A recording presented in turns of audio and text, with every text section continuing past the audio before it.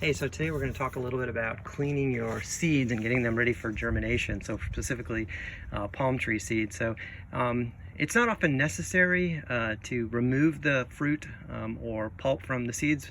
A lot of seeds will actually germinate just fine with it on there, but I find it actually works a lot better to get that removed, and it reduces the likelihood that you're going to have mold or any kind of fungus or anything growing in your seeds when you're germinating them. So a really easy process. Mine's pretty straightforward.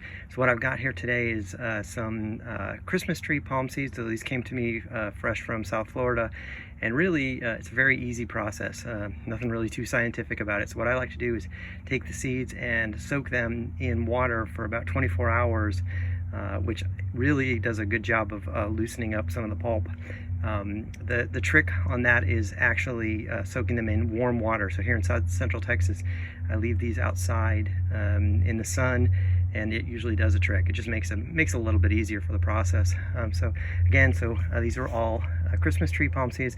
I've soaked a bunch of these seeds for about 24 hours, and you can see the seeds actually have sort of that reddish fruit still on there. And then my process is actually pretty straightforward and simple. What I do is I like to come out here on my concrete slab, and I literally will just roughen those up.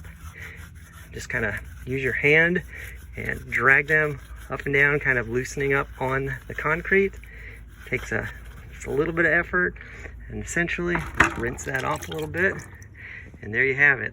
Those seeds are good to go. What I'll tend to do is the seeds actually will, in this specific seed, they'll germinate from the tips, and so I'll usually go in and maybe roughen those edges up a little bit. Just again, kind of helps with water getting into and moisture getting in, and just really kind of speeds up the germination process. So those are Christmas tree palm seeds, cleaned and ready to go, ready for germination. So there you have it.